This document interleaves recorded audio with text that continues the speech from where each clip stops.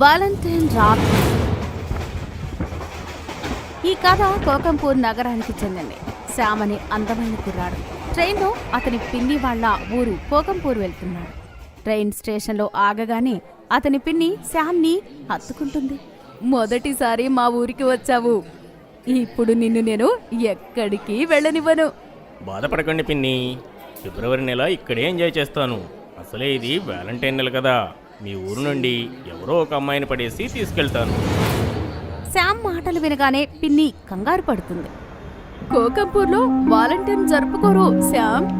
కానీ శ్యామ్ ధ్యానం ఇంకా ఎక్కడో ఉంది. ఉన్నట్టుండి అతని తల తిరుగుతుంది. ఏం జరిగింది? ఏమైంది బాబు? నాకు అనిపిస్తుంది ఈ చోటు ఈ ఊరు అంతా అంతకు ముందే చూశాననిపిస్తుంది. నాకు అసలు ఏం అర్థం కావట్లేదు, ఏవేవో కనిపిస్తున్నాయి, తల పగిలిపోతుంది. శ్యామ్ మాటలు పిన్ని విని నవ్వుతుంది. అరే పిచ్చోడా, నీ జీవితంలో మొదటిసారి వచ్చావు. నువ్వు ఇక్కడికి రాత్రంతా ప్రయాణం చేశావు కదా, దాని ప్రభావమే ఇదంతా. ఇంకా శ్యామ్ అతని పిన్నితో పాటు వాళ్ళ పిన్ని ఇంటికి వెళ్తాడు. మరుసటి రోజు సాయంత్రం శ్యామ్ అతని పిన్ని వాళ్ళ గ్యారేజ్ లో ఒక బైక్ చూస్తాడు. వాళ్ళ పిన్నిని పిలుస్తాడు. పిన్ని పిన్ని అక్కడికి రాగానే శ్యామ్ ఇలా అడుగుతాడు, ఈ బైక్ ఆశిష్ అనేది కదా? శ్యామ్ మాటలు విని అతని పిన్ని బాధపడుతూ ఇలా అంటుంది. ఈ బైక్ ఆశిష్దే. నా ఆశిష్ అచ్చం నీలానే ఉండేవాడు. భగవంతుడు వాడిని నా నుండి దూరం చేశాడు. పిన్ని ఏడుస్తుంది. శ్యామ్ కూడా బాధపడతాడు. ఆశిష్ బైక్ తీసుకుని శ్యామ్ తిరుగుతూ రోజీ గార్డెన్ చేరుకుంటాడు. అర్థం కావట్లేదు, ఇలా ఎందుకు కనిపిస్తుంది? ఈ గార్డెన్ తో నాకు ఏదో పాత సంబంధం ఉంది అని. నేను గార్డెన్ లోపలికి వెళ్ళి చూస్తాను. శ్యామ్ ఎంట్రీ గేట్ దగ్గరికి వెళ్తాడు. వాచ్మెన్ అతని ఆపేస్తాడు. కొత్తగా వచ్చావా ఏంటి? వ్యాలంటైన్స్ డే అయిపోయేంత వరకు ఈ గార్డెన్ తెరవరని నీకు తెలియదా? శ్యామ్ వాచ్మెన్ తో కలిసి వాదిస్తాడు. కానీ ఏమీ లాభం లేకుండా పోయింది. శ్యామ్ తిరిగి బైక్ దగ్గరికి వస్తాడు. వెంటనే శ్యామ్ చూస్తాడు, బైక్ మీద ఎవరో గులాబీ పెట్టి వెళ్లారని. గులాబీని చూసి శ్యామ్ చాలా సంతోషిస్తాడు. పోనీలే, ఇక్కడికి వచ్చినందుకు ఏదో మంచి అయితే జరిగింది. రాత్రంతా శ్యామ్ గులాబీని చూసి ఆలోచిస్తూ ఉంటాడు, అసలు గులాబీని ఎవరు పెట్టి ఉంటారు అని. అప్పుడు అతనికి ఆ గులాబీలో ఒక ఉత్తరం దొరుకుతుంది. ఆ ఉత్తరంలో ఇలా రాసుంటుంది: శ్యామ్, రేపు సాయంత్రం రోజీ గార్డెన్లో కలువు. మరుసటి రోజు శ్యామ్ రోజీ గార్డెన్ చేరుకుంటాడు. కానీ వాచ్మెన్ని చూసి ముందుకు వెళ్లడానికి అతనికి ధైర్యం సరిపోలేదు. ఈ ఊరికి వ్యాలంటైన్స్ డేకి శత్రుత్వం ఏంటో అర్థం కావట్లేదు. అప్పుడు ఉన్నట్టుండి అతని చేతులు ఎవరో వెనక నుండి లాగుతారు. అతను చూస్తాడు, ఎవరో అమ్మాయి అతన్ని అక్కడి నుంచి లాక్కొచ్చింది అని. గార్డెన్ లోపలికి వెళ్లి ఇద్దరూ ఆగిపోతారు. కాస్త ఊపిరి పీల్చుకున్న తర్వాత శ్యామ్ చూస్తాడు, ఆ అమ్మాయి చాలా అందంగా ఇంకా మోడర్న్ గా ఉంది. ఓ, అయితే నువ్వేనా? బైక్లో గులాబీలో లెటర్ పెట్టింది నువ్వేనా? నా పేరు షేర్వారి. మీ పిన్ని వాళ్ళ పక్క బంగ్లాలో ఉంటాను. మొన్న నువ్వు రావడం చూశాను. నిన్ను చూడగానే నీకు ఫిదా అయిపోయాను. నీకు చెప్పాలి అనుకుంటున్నాను, నువ్వు ఎంత అందంగా ఉన్నావో అని. నిజంగా అలా చెప్పి షేర్వారి శ్యామ్కి ప్రపోజ్ చేస్తుంది. ఇంకా ఇలా వీళ్ళు ఇద్దరి లవ్ స్టోరీ మొదలవుతుంది. ఇక వాలంటైన్స్ డే రాత్రి ఇద్దరు దొంగతనంగా రోజీ గార్డెన్లో కలుసుకుంటారు. కిస్ డే రోజు సాయంత్రం చాలాసేపు మాట్లాడుకున్న తర్వాత షేర్వారి ఉన్నట్టుండి శ్యామ్ని ముద్దు పెట్టుకుంటుంది. ఇంకా ఇలా అంటుంది, రేపు వ్యాలంటైన్స్ డే, రేపు మనం ఎప్పటికీ ఒక్కటైపోదాం. రేపు రాత్రి ఆలస్యంగా రా. ఇంకా ఆశిస్తే ఏదైనా ఒక షర్ట్ వేసుకునిరా, సరేనా? షేర్వారి తాకగానే శ్యామ్ అతనే మర్చిపోతాడు. అర్ధరాత్రి కావస్తుంది. శ్యామ్ ఆశిష్ గదిలో అతని షర్టు వెతుకుతూ ఉంటాడు. అతని పిన్ని అక్కడికి వస్తుంది. అక్కడ శ్యామ్ని చూస్తుంది. ఖచ్చితంగా ఏదో జరుగుతుంది. తిరగడం అనే వంకతో రాత్రి ఆలస్యంగా ఇంటికి వస్తున్నాడు. నేను వీడిని బయటికి వెళ్ళకుండా ఆపాల్సిందే. శ్యామ్, శ్యామ్, ఏం చేస్తున్నావు నువ్వు? పద ఇక్కడి నుండి, పద శ్యామ్. శ్యామ్ పిన్ని వైపు చూస్తాడు. అతని తీరు మారిపోతుంది. అతను ఒక్కసారిగా క్రూరంగా మారిపోయాడు.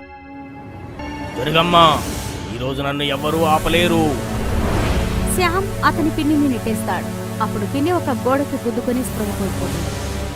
ఆశిష్ది ఒక షర్ట్ శ్యామ్ తీసుకుంటాడు. ఇంకా ఆ తలుపు మూసేసి అతని పిన్నిని గదిలో మూసేస్తాడు. వాలంటైన్ రోజు రాత్రి శ్యామ్ ఆశీష్ షర్టు వేసుకుని గార్డెన్లో షేర్వారి పక్కన కూర్చుంటాడు. అప్పుడు అతను చాలా మామూలుగా ఉంటాడు. అసలు ఆశీష్ అనే షర్టు ఎందుకు వేసుకుని రమ్మన్నావు? నేను నిన్ను నా ప్రపంచంలోకి తీసుకెళ్లడానికి వచ్చాను ఆశీష్. షేర్వారి ఉన్నట్టుండి భయంకరమైన దిగ్గిలా మారిపోతుంది. శ్యామ్ చాలా భయపడతాడు. దెయ్యం! భయపడకు ఆశేష్, నేను షేర్వారిని, నీ ప్రేమికురాలుని. గుర్తు తెచ్చుకో, 20 సంవత్సరాల క్రితం మొదటి వాలంటీర్ రాత్రి మనం ఒంటరిగా ఇక్కడ కూర్చున్నాం. అప్పుడు ఈ సమాజాన్ని కాపాడడానికి కొంతమంది రౌడీలు వచ్చారు. వాళ్ళు మన ఇద్దరిని చంపేశారు. నువ్వు శ్యామ్లాగా మరో పొందావు. కానీ నేను ఇంకా నీకోసం ఎదురు చూస్తూ ఉన్నాను. కేవలం నీకోసం ఎదురు చూస్తూ ఉన్నాను. నీకోసమే ఎదురు చూస్తూ ఉన్నాను ఆశీష్. కేవలం నీకోసమే. ఏం చేస్తున్నావు నువ్వు? ఎవరు నువ్వు? షేర్వారి దెయ్యం శ్యామ్ 2 చేతులు పట్టుకుని అతని తాకి ముద్దు పెడుతుంది. ఉన్నట్టుండి శ్యామ్ శాంతిస్తాడు. అప్పుడు షేర్వారి శ్యామ్ని కౌగిలించుకుంటుంది. ఏం తెలియకుండా తన చేతి గోర్లతో అతని గొంతు కోసి చేపిస్తుంది. ఇలా షేర్వారి మరో జన్మ ఎత్తిన తన వాలంటీర్ని చంపి అతన్ని జీవితాంతం తన లోకానికి తీసుకుంటుంది.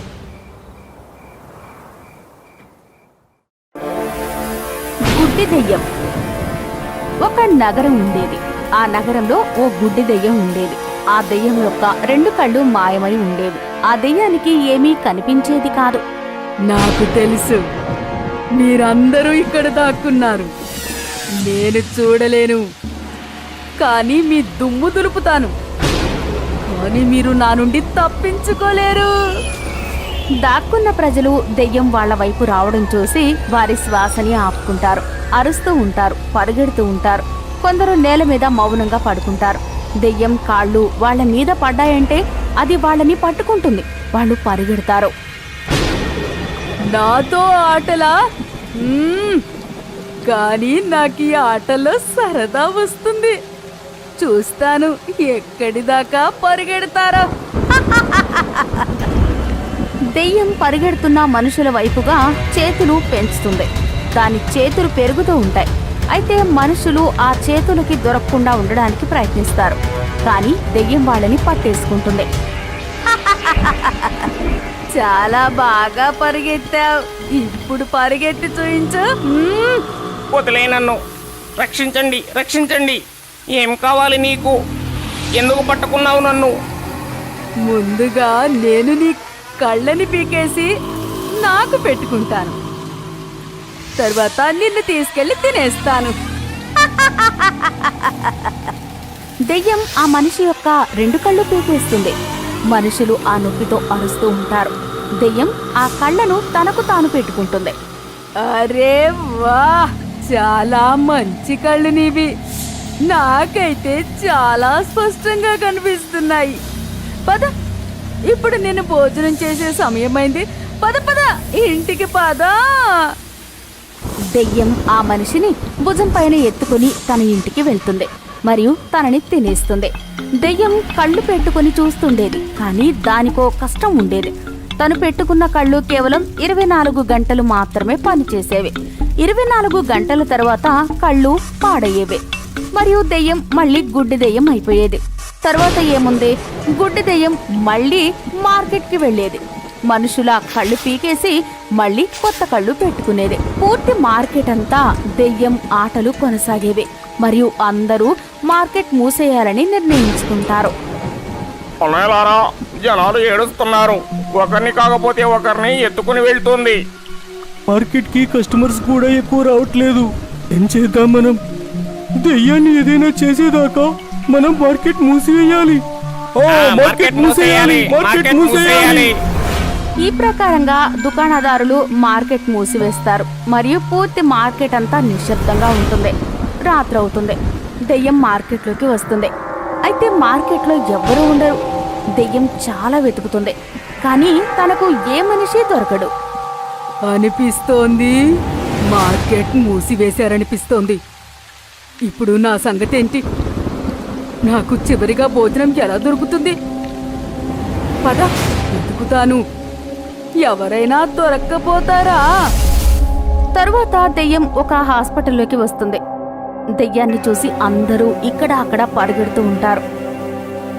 దెయ్యం డాక్టర్ క్యాబిన్లోకి వస్తుంది. డాక్టర్ దగ్గుతూ ఉంటాడు. ఏం కావాలి నీకు? నీ కళ్ళు ప్రియమైన వాడా?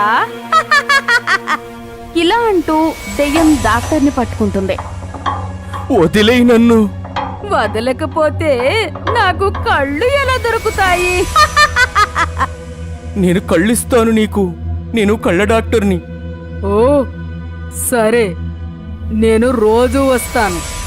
నాకు 2 కళ్ళు, కానీ తినడానికి రోజుకొక శవం కావాలి నాకు, అర్థమైందా? కానీ ఏదైనా తేడా జరిగిందో నా అంత చెడ్డవాళ్ళు ఎవ్వరూ ఉండరు. సరే, నన్ను వదిలేయ్. తరువాత అది డాక్టర్ని వదిలేస్తుంది. డాక్టర్ దెయ్యానికి 2 కళ్ళు ఇస్తాడు మరియు దెయ్యం ఒక శవాన్ని ఎత్తుకుని వెళ్ళిపోతుంది. ఈ విధంగా దెయ్యం రోజూ డాక్టర్ దగ్గరికి వస్తుంది. డాక్టర్ ఎవరైనా శవం కళ్ళు పీకి దెయ్యానికి పెట్టేవాడు మరియు శవాన్ని ఇచ్చేవాడు. ఒకరోజు డాక్టర్ యొక్క సైంటిస్ట్ మిత్రుడు డాక్టర్ దగ్గరకు వస్తాడు. డాక్టర్, నేను చనిపోయిన తర్వాత నా కళ్ళను దానం చేద్దాం అనుకుంటున్నాను. ఆ ఫార్మాలిటీస్ పూర్తి చేయడానికి నేను ఇక్కడికి వచ్చాను. అరే, నువ్వెందుకు వచ్చావు? నువ్వు నీ కళ్ళని వేరే హాస్పిటల్లో దానం చెయ్యి. ఏం జరిగింది డాక్టర్? ఆందోళనగా ఉన్నారు. డాక్టర్ ఆ సైంటిస్టుకు ఆ దెయ్యం గురించి వివరిస్తాడు. మీరు భయపడకండి డాక్టర్. నేను తయారు చేసే కళ్ళతో దెయ్యం అలాగే చూస్తూ ఉండిపోతుంది. తరువాత ఆ సైంటిస్ట్ రాత్రి పగలు ప్రయత్నించి దెయ్యం కోసం కళ్ళు తయారు చేస్తాడు మరియు ఆ కళ్ళని తీసుకుని డాక్టర్ దగ్గరికి వస్తాడు.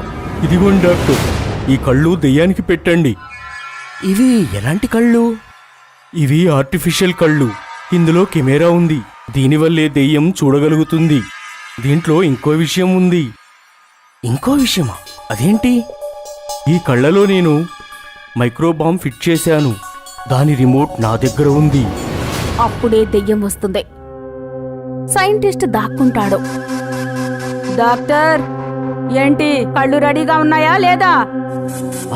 రెడీగానే ఉన్నాయి, తీసుకెళ్ళండి. దెయ్యం తీసుకెళ్తుంది. డాక్టర్ సైంటిస్ట్ ఇచ్చిన కళ్ళని అమరుస్తాడు. ఇవి ఎలాంటి కళ్ళు డాక్టర్? చాలా ప్రకాశవంతంగా ఉన్నాయి. అవి చిన్నపిల్లాడి కళ్ళు, అందుకే స్పష్టంగా ఉన్నాయి. సరే, వెళ్తాను. రేపు సిద్ధంగా ఉండండి. ఇలా చెప్పి దెయ్యం వెళ్తుంది. దెయ్యం వెళ్ళిపోయింది. సైంటిస్ట్, బయటికి రా. సైంటిస్ట్ బయటకొస్తాడు. సైంటిస్ట్ మరియు డాక్టర్ దెయ్యాన్ని వెంబడిస్తూ బయటకొచ్చేస్తారు. మనం ఇప్పుడు బ్లాస్ట్ చేయవచ్చు. ఇలా అంటూ సైంటిస్ట్ రిమోట్ తీస్తాడు మరియు బటన్ నొక్కుతాడు.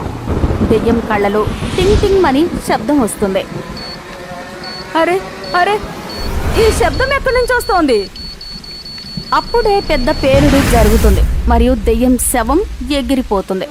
సైంటిస్ట్ తెలివి వల్ల దెయ్యం నాశనమవుతుంది మరియు నగరమంతా దెయ్యం పీడ నుండి విముక్తి పొందుతుంది.